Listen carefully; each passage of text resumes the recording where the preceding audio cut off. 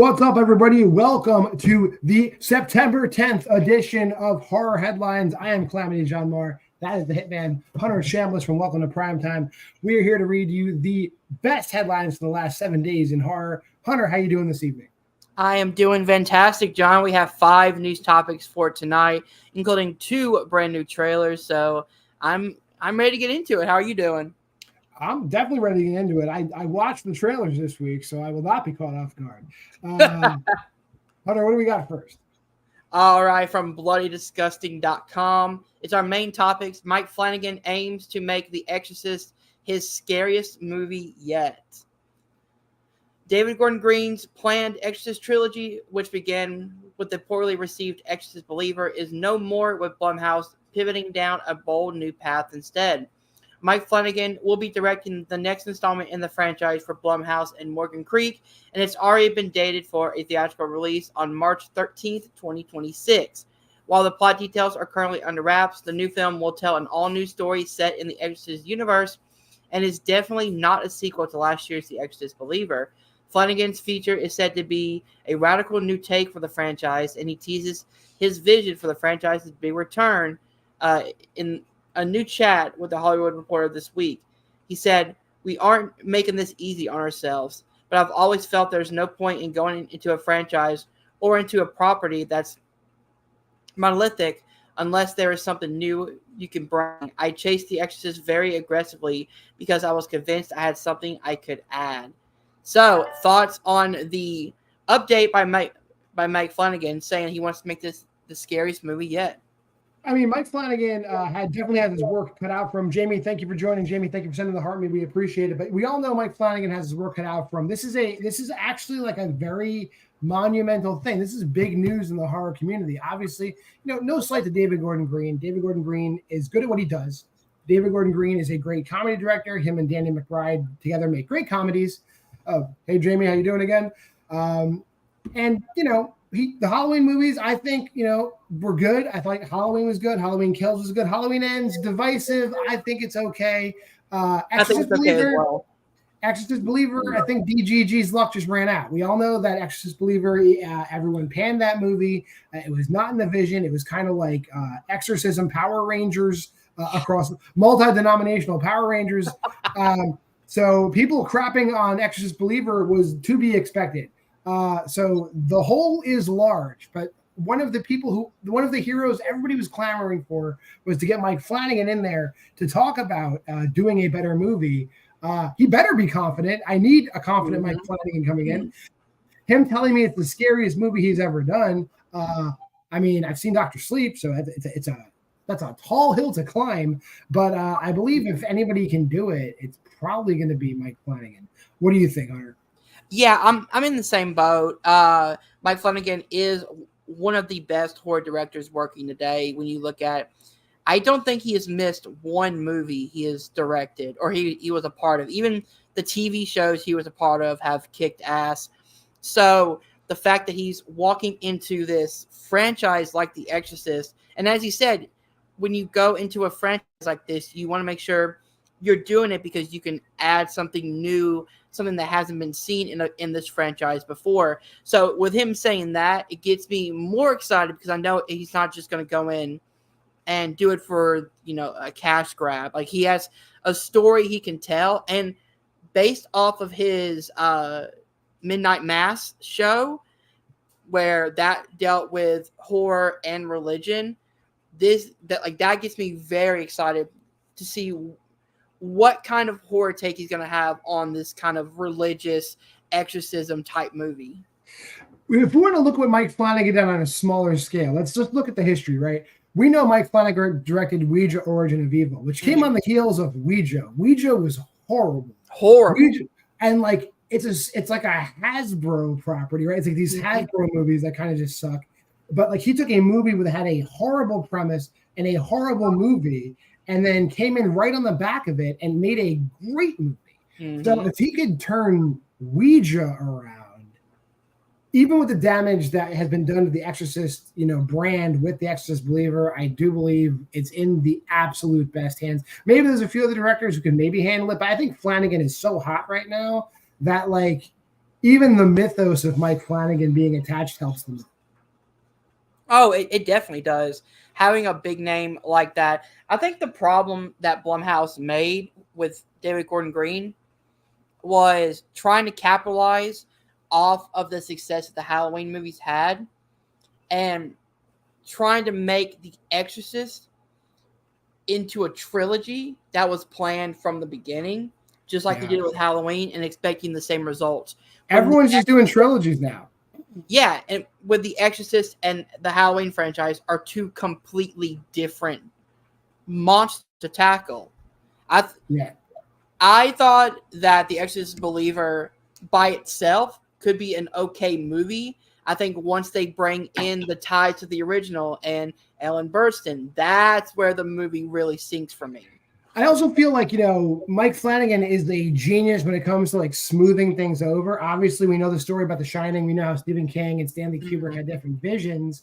But then Flanigan comes in with Dr. Sleep, and he gets the basically blessing of Stephen King, but still stays true to Kubrick's vision. So we know that like Mike Flanigan also has this reputation of being this great unifier in the horror world. So if anybody can fix David Gordon Green's vision while staying true to whatever is worthwhile in David Gordon Green's vision, Mike Flanigan has the resume.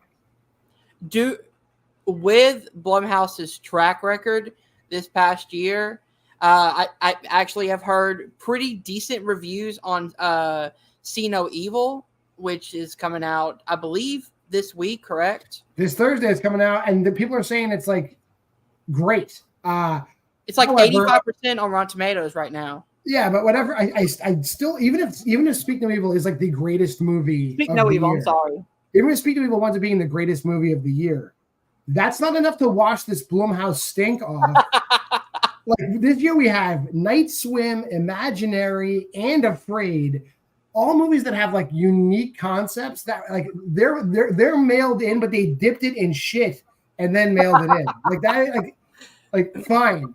So like Speak No Evil needs to be the first of a string of great movies for people to start being like, oh yeah, Blumhouse is where it's at. Blumhouse is where it's at. We're nowhere near that yet. Do you get worried then with Mike Flanigan working with Blumhouse? It's a step in the right direction. Like let's keep talking about Speak No Evil for a second. Like James Watkins directing a remake of Speak No Evil is probably the greatest move you could do because you bring the credibility of the guy that directed Eden Lake to another really tragic, brutal story. So I trust James Watkins to do this. Even though all the reviews I'm saying is that these movies are not the same, I still trust James Watkins to give us something brutal. Yeah. So this is good. This is one step in the right direction, but they took 10 in the other direction to start with. So they owe me like 9 movies because the last movie that was a Blumhouse movie that I enjoyed before that was like The Passenger. Yeah, that Blumhouse? That was Blumhouse, but it was like direct to video. Like so, like that's the Kyle Gallner one, right? And I think the 2 good movies they put out last year were both direct to video because was Totally Killer Blumhouse? I think it might have been. Yes. Yeah, so the 2 good movies they put out last year never saw theaters. So come on, Blumhouse, wake up. Was Megan this year or last year? Megan was, I believe, last year? January. It was January of 2023. Yeah. Okay. For some reason, I was thinking it was January of this year, and I was like, no. What? It just feels like it. It just feels like it. But it was definitely more than a year ago. It's more than 18 months ago. All right, that's enough talking about Mike Flanigan. In Mike Flanigan, we trust. Mike, save us. Yes, exactly. Yes, Megan and Skinamarink both came out in January. Skinamarink, appreciate what they did there. That's all I'll say on that. What's our second headline? All right, let's move on to our first trailer of the night. The Wolfman, the teaser trailer for Leigh Whannell's next Universal monster movie. This is from Blumhouse, or from BloodDisgusting.com. Also Blumhouse, but go ahead. Director Leigh Whannell from The Invisible Man returns to the world of the Universal monsters with next year's The Wolfman. The short and sweet trailer has arrived. From Universal and Blumhouse, Whannell's Wolfman will be howling his way into theaters on January 17th, 2025. Wolfman stars Christopher Abbott as a man whose family is being terrorized by a lethal predator. So, thoughts on the trailer for Lee Winnell's Wolfman? Yeah, we did just see it, and Jamie's in the chat. Jamie actually was involved with Skating Rank. I do remember Jamie joining our live probably a few months ago, so I do remember that, she was involved in that movie. And, I enjoy it and I respect it. But right now we're going to talk about the Wolfman. I do think one of the positive things that Blumhouse did in the last, 4 years was give us Lee Winnell dipping his toes back into this kind of revisitation of the Universal Monsters and the reimagining of Universal Monsters movies with, The Invisible Man was great. And I think the one thing that we get when we get these Lee Winnell Blumhouse movies is they're letting him go get actors and actresses that have buzz. So having Elizabeth Moss and Invisible Man, and now having Christopher Abbott and Julia Garner in The Wolfman, that gives me hope because Christopher Abbott doesn't miss. Julia Garner doesn't miss. Blumhouse misses a lot. But those actors and this director don't miss. So this might be another win. Even though the only negative thing I've seen about the Wolfman is I saw some of the specs on the creature design, and it does look like hot garbage. So hopefully that was hopefully that's fake news, and it really doesn't look that bad because the trailer was actually pretty good. The trailer, it's kind of it's a modern reimagining of the Wolfman, which I kind of like. He's a family man. There's dynamics with the wife. There's dynamic with his daughter. I'm invested. I'm going to see it. Hunter, what do you think? Yeah, I thought this was a really good trailer. I thought this movie was coming out in 2026. So to hear this coming out in January of next year, just a few months out, gets me more excited considering we have Robert Eggers with Nosferatu in December, and then we're going right into the Wolfman in January. I want my new Creature of the Black Lagoon. I want my new Creature of the Black Lagoon movie. Yeah. Jamie's in the chat. Jamie says she liked the trailer as well. Yeah, the new teaser trailer for the Wolfman is exactly what I want in a teaser trailer. Doesn't show too much. Yeah, you don't feel. She said she doesn't feel scared of the Wolfman yet. I think really, were we ever really scared of the Wolfman? It really is more of a body horror kind. You're not scared of the Wolfman. I think you're supposed to be scared of the position he's in and how scary that situation would be if it happened to you. But also, it's hard to tell from a 1 minute teaser trailer. I think most of a good amount of the werewolf stories, especially the werewolf stories we're getting in the 21st century, are more about the horrors of if you were to be a werewolf and how difficult it is to maintain in that environment. So it's not really the horror of. There are very few. Maybe there's a movie like Dog Soldiers or something like that where they're fighting werewolves. That's different. But most classic werewolf stories are about the struggle of the individual who's cursed by lycanthropy. So this feels more like that. I'm down with that. Do you think that Lee Winnell and Blumhouse are slowly starting to create their own version of their Universal monster movies? Because he had the Invisible Man, now he's doing the Wolfman. It's been pitched that way. It's what we were supposed to get, but they're taking their sweet ass time doing it. Yeah. If you think about the Universal movies, they put out Man was 2020, right? So that's a 4-year span. They're way off pace because the Universal monster movies, they put out all told, the Universal Monsters package was upwards of 60 movies they put out across 20 years. Maybe 25 years. Still, we're at a glacial pace compared to that. Yeah, because once the Wolfman comes out, that'll been 5 years between his Invisible Man and his Wolfman movie. I mean, yeah, we've gotten a lot of vampire Dracula stories in the interim. They're not Blumhouse Universal movies. We've gotten some Frankenstein. Is Renfield not Blumhouse? I don't believe Renfield was Renfield Blumhouse. I'll have to double check. I thought it was because it at least was under the Universal banner. All right, well then maybe it was. But I mean, I don't think you can reconcile Invisible Man and Renfield and this serious Wolfman movie all being in the same universe. That'd be crazy. That'd be a little crazy. So they would owe us a serious vampire movie, and we've gotten some decent serious vampire movies, and we've gotten some decent comedic vampire movies in the last few years, and we've definitely gotten some decent Frankenstein's monster-inspired movies in the last year. So Birth Rebirth is still a classic. I need to watch that. Yeah, so we've had people dabbling in the stories that the Universal monsters were inspired by. if Blumhouse really wants to go in this direction and give us a full spectrum of Universal Monsters movies, let's get with it. Start greenlighting these movies. Like I need all of them then. I need even the minor ones. Like, we'll need like a new Phantom. We'll need a new creature. We'll need a new Frankenstein. We'll need all of that. So an updated Frankenstein will be awesome. Yeah. And I'm okay. And I'm okay with that. If we're going to go with the same formula of give me a good director who's willing to attach the good actors and just go with it. And if it's always going to be Lee Winnell, good. Let this be Lee Winnell's calling card. I don't care. Mm-hmm. He killed Invisible Man. And I think this Wolfman movie looks pretty good. So if they wanted to throw a Frankenstein script at Lee Winnell and have him attach a few people to it, or James Wan, I'm not that James Wan can't do it, but I do like Lee Winnell's vision, and he's already proven he can do it. So, and James Wan is a DC man now, so he can just keep doing Aquaman movies. Keep doing Aquaman movies, and they somehow make money. Yeah. What's our next topic? All right, so we are getting an Ice Cream Man comic book movie coming out from the writers of Beetlejuice.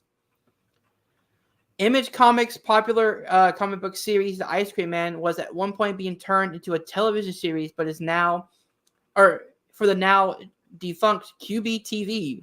I don't remember that, but it was short-lived for a reason. Oh, Quibi, like those 7-minute TV shit? Yeah, the Quibi app, I remember that. But the property has found a new life this week. The Hollywood reported this afternoon that Alfred Goff and Miles Millar from Beetlejuice are producing a film adaptation of the Ice Cream Man comics for Sony's Screen Gems. Ice Cream Man serves up a range of horror flavors and genres, all threaded by weaves of these tales.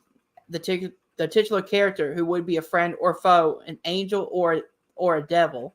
The Hollywood Reporter's notes in today's exclusive report, the project is in early development and a search for a writer is currently underway. So, thoughts on the Ice Cream Man being turned into a movie? I'm not familiar with this Ice Cream Man comic. I'm familiar with the Clint Howard Ice Cream Man. I was thinking the Clint Howard one as well. B-slasher movie from the 90s. I mean, I wouldn't be opposed to that being remade, but this doesn't sound like that. Is this like a horror anthology thing, but the Ice Cream Man is like the Crypt Keeper? I'm looking it up quick just to be. Yeah, I mean, Image. Okay, let me rewind. Image Comics, for the most part, bangers, right? Like Image Comics gave us The Walking Dead, right? Image Comics gave us what's that other movie? What's that other show I like? There's been a lot of television shows that have been adapted out of Image Comics. I think Lock and Key is Image, I believe, and a few other things like that. So, Image Comics has always been a place where people who are making movies, people who are making TV shows can go back to that well over and over again, because it really has always been at the cutting edge of comic book art and comic book. Wasn't The Walking Dead Image? Yeah, Walking Dead was Image, yeah. That was the first example I gave. Outcast was also Image. Great stories. So yeah, give me Spawn as Image. Spawn was one of the original Images. Yeah. So yeah, if you're gonna cherry pick the best Image comics and make movies out of them, yeah, I'm all on board. So, but please treat it the same way you would treat The Walking Dead. Give it the respect it deserves. I will need to do my research on this version of the Ice Cream Man, because I have no idea what it's. All right, so I have the premise brought up for the comics. It says the series is a anthological horror comic series of loosely connected stories that all share the common link of the mysterious ice cream man named Rick, who while a seemingly ordinary ice cream man, possesses powers which he uses upon unsuspecting people. Rick's nemesis Caleb, a man dressed in all black cowboy outfit, will sporadically appear in the series, trying to thwart Rick's plans, sometimes successfully and sometimes unsuccessfully. So we're saying this Ice Cream Man character is kind of like Sam from Trick or Treat. Yes. Okay, that's a proven formula, right? Like if we're gonna have like just a dude who's there, or he's either that, or he's like the Crypt Keeper from Tales from the Crypt, or he's the Creeper from Creep Show. Sure, yeah. But my whole thing is like, if we're just gonna do a one-off anthology, I feel like we need to put some weight behind it so that people want more. Yeah. That's all I can say. I hate one-off anthologies that have a mascot. Like does it need a mascot if it's a one-off anthology? Like VHS doesn't have a mascot, but Let's see. Okay, I'm going to reserve judgment. I will probably watch this movie. All right, let's move on to our fourth topic. All right. All right, John, we have another Exorcism movie coming out in 2025. Are you excited for another one? Yeah. What's this fresh take on exorcism movies? Exorcism movie The Ritual, starring Dan Stevens and Al Pacino, is releasing in 2025. All right. Al Pacino and Dan Stevens are set to lead the cast of the upcoming exorcism horror movie The Ritual from XYZ Films and director David Mendel. Variety reports this week that XYZ Films is planning a U.S. theatrical release in 2025. Additionally, Variety notes that today's fresh report that the movie has sold out for most international territories by XYZ Films. Based on a true story, the film follows two priests, one questioning his faith while one reckons with a troubled past, who must put aside the differences to save a possessed young woman through a difficult and dangerous series of exorcisms. So, thoughts on the Ritual starring Dan Stevens and Al Pacino? Dan Stevens is borderline genius. Have you seen Cuckoo? I have not. I need to watch it. Dan Stevens I have seen Abigail, though. He's amazing in that. With Dan Stevens' tough New York cop accent in Abigail, and then him playing a German man in Cuckoo. What range for a British man to do this? So I don't know what character he's going to play in The Ritual, but then I can't imagine Al Pacino's doing like a full production. It's going to be one of these, like he's in the movie for 5 minutes, I imagine. Regardless. He is one of the leads, like, because it says right here, follows two priests, one questioning his faith, which is Stevens, and one reckoning with a troubled past, Pacino. Wow, like Al Pacino as a lead in an XYZ film. It's like, I mean, XYZ puts out like really good films. I'm a big fan of that studio, but it's not like a Pacino studio. You know what I mean? Like Dan Stevens, I can kind of buy being in an XYZ film. Pacino's a great get. He must owe somebody a favor, or somebody's blackmailing him, I guess, for XYZ to land Al Pacino. Or I mean, he just had a baby, so he needs that money. So, what is XYZ Films known for? XYZ, a bunch of smaller release films. I'd have to pull up their catalog in a second, but let me see. I'll give you an idea. All right. Actually, go to XYZ Films on Wikipedia. You'll see what you can rifle off some of the films they got there. All right, give me 1 second. I'll do that. I'll pull that up while you. What do you think about this idea for the movie? It sounds like every other exorcism movie that we've got in the last few years, but Dan Stevens is a great actor. Al Pacino is a great actor. The premise is, generic, but maybe they could do something different with it. But I'm still going to see it. I'm still going to be excited to see it just because of those two actors being involved in it. All right, here are some of the films that XYZ has given us. They were the American distributors of The Raid and the Raid 2. They did, let's see here, Dead Snow, Red versus Dead. They did Tusk. They were involved with Tusk, Life After Beth, Tusk, Spring, Justin Benson, Aaron Moorhead's Spring. Tusk was A24. No, A24 and XYZ. They were both involved with it. Baskin, The Holidays Anthology, Kevin Smith's Yoga Hosers, Under the Shadow, that Iranian horror movie, the anthology XX. They did The Void. I've seen XX because I had to watch it for our match. Yeah, S. Craig Zoller's Brawl in Cell Block 99 with Vince Vaughn. Mom and Dad, the Nicolas Cage movie. I Killed Giants. Mandy, the other Nicolas Cage movie, the Panos Cosmatos movie. Apostle, which is another Dan Stevens movie. Anna and the Apocalypse, the horror musical. I love that movie. Okay. Yeah, The Prodigy with Taylor Schilling. Color Out of Space, that other Nicolas. They do a lot of Nicolas Cage movies. Come to Daddy, with Elijah Wood. Vivarium with Jesse Eisenberg. Let's see, The Wolf of Snow Hollow, that Jim Cummings movie, that's really good. The other Justin Benson, Aaron Moore movie, Synchronic. And I'm only in 2020. 2020 they did Julian Moore, Alexander Castillo's The Deep House. The Mean One yet. Prisoners of a Ghostland, which is another Nicolas Cage movie. They did something in the basically. There's a lot of directors that seem to have like a contract with them because all the Justin Benson, Aaron Moorhead movies came out through XYZ. So Something in the Dirt, The Harbinger, Nocebo, The Mean One, Sarah the Bone Woman, that Peruvian movie from last year came out. God is a Bullet. My Animal, which is a Canadian werewolf movie that came out last year. Run Rabbit Run. Humane by Caitlin Cronenberg from this year. It's a decent studio that's putting out a lot of good movies. There's some garbage mixed in there, but but a lot of movies I like came through that studio. Put it that way. So I mean, what are your thoughts on the premise of this movie and like why we're getting so many fucking exorcism movies? They're just not gonna stop. Like I mean, I guess it remains to be seen. Like, okay, so we got Dan Stevens questioning his faith. You got Al Pacino as the older, wiser priest. What are they doing?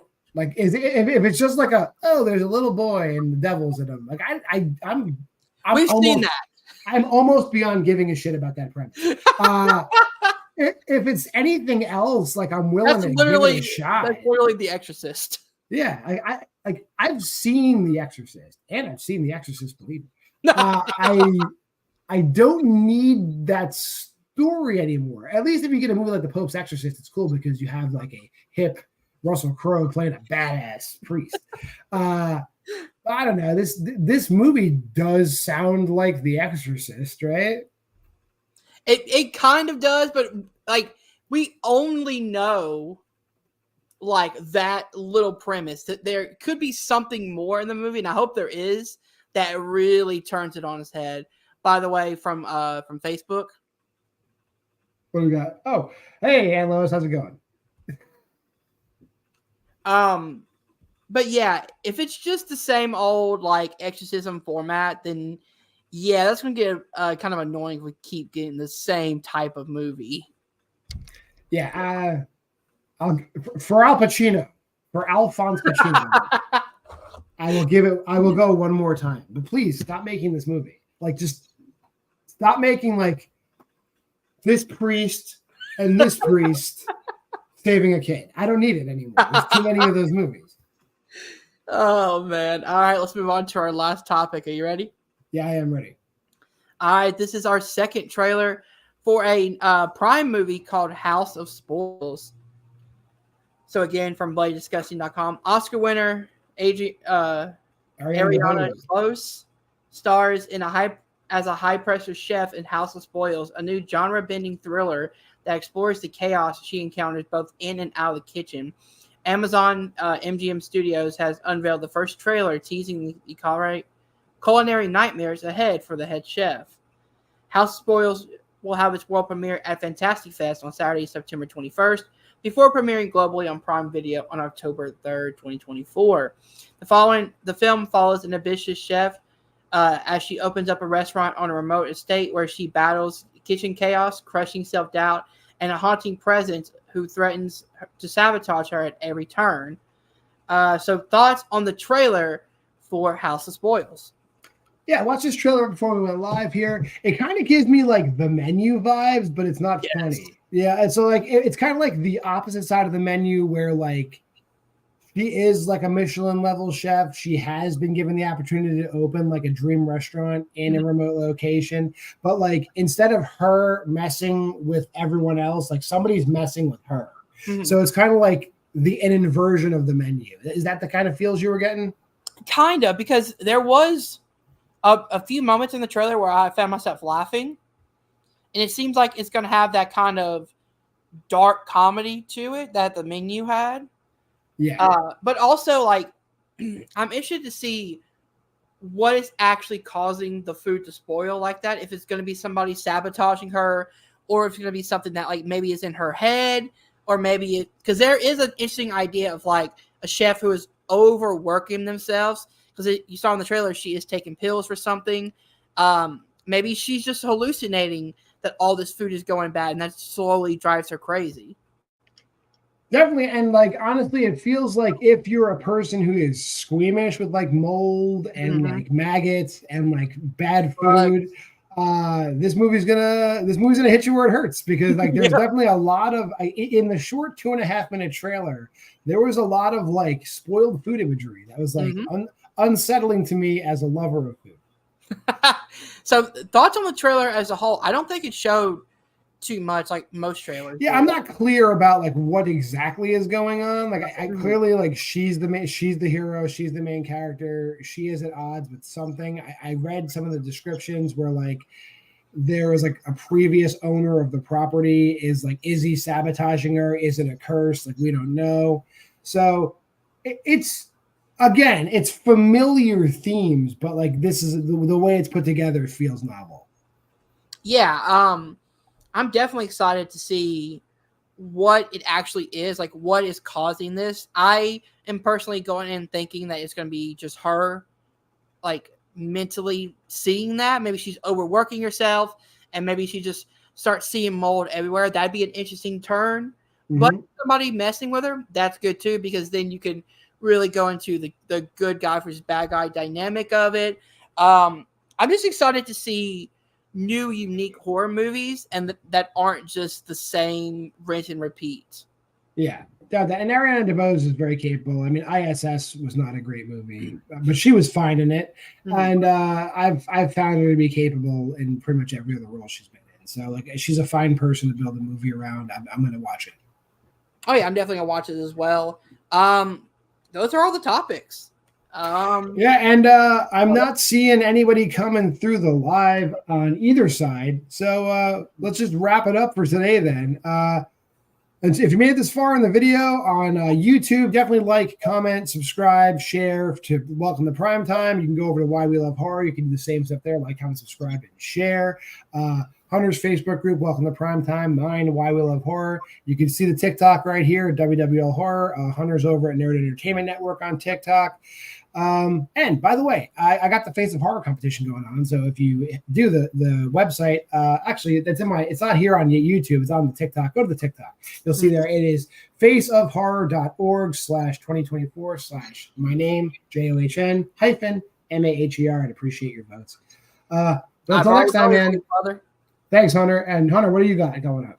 Yep, right here at Welcome to Primetime. We just uploaded a brand new episode of Sinister's Horror Stash on 2023's Godzilla -1, which is a fantastic movie. Go ahead and check out that episode. And everything else on the channel. We're doing brackets. We're doing showdown brackets. We're doing reviews. We're doing the podcast. We have just horror headlines. We have so much stuff going on the channel that you will find something you enjoy. Yeah, that same thing over here at Why We Love Horror, but I'm not going to bore you with that lineup. So, Hunter, why don't you hit him with that outro? All right, guys. Have a good night.